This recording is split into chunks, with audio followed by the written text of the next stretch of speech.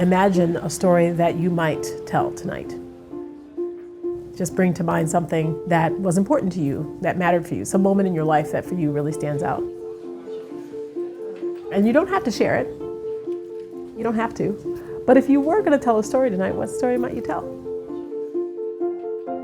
Please put your hands together and welcome Playback Milwaukee Theater. What is playback theater? I am sitting here wanting. It's a kind of improvisational theater, but a very specific kind. We make art and theater out of your stories.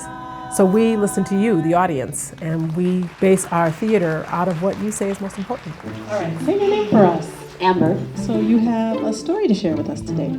Yeah. Okay, where does your story take place? Right outside of New York City. Someone from the audience tells a true life memory, some moment from their life that's important. There was a kind of a rough morning. I'm always carrying a lot of things. And a big sliver of the bottle went right into my wrist. Everyone hears it. The audience, there's usually 3 or 4 players up on stage. When it's complete, the conductor turns to the audience and says, "Let's watch." The playback players immediately stand up. There's no conferencing or conferring or huddling. They immediately launch into a theatrical and dramatic reenactment of that story.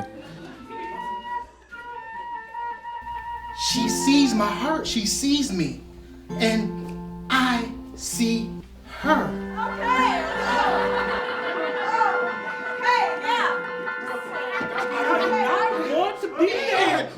The teller who's told the story, they stay sitting next to the conductor, up in the front, visible to the rest of the audience. They're watching their story played back. But the audience is able to also see them seeing their story. So there's a dance that happens and we're all dancing it together.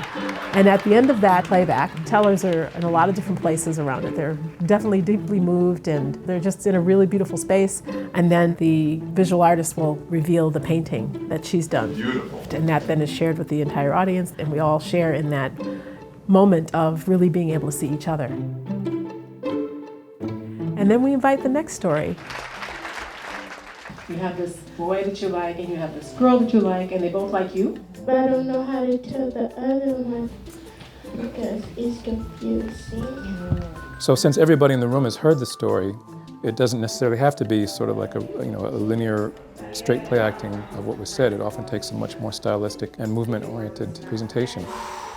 Whatever it actually ends up looking like, what we strive for is connection to the meaning and the heart and the emotion and the feeling of the teller and what was important to them about telling that story. So if the story's funny, it'll be true to the being funny. If it's a little more tragic, it'll have that element to it. Basically the playback players, they feel within themselves what is it that was important to the person who told that story about that story. And they find something inside of themselves and they bring that out as a gift both to the teller and to the audience. I would actually get along with her more than I would get along with him because I'm scared of boys. Because how they would treat me because I have a disability and they always want the bad girl to be their friend.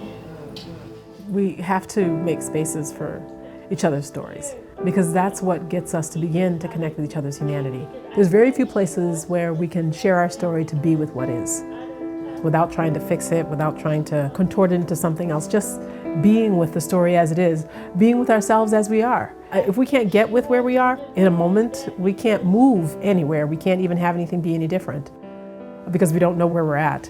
A deeply confusing moment. Let's watch. Who we are, what we're feeling, what we're experiencing. Any practice that allows us to just slow things down for a moment and to allow ourselves to see things about ourselves and to be with it. But you haven't just done it by yourself. You've done it in the presence of this community of people and the collection of people that make up the playback team.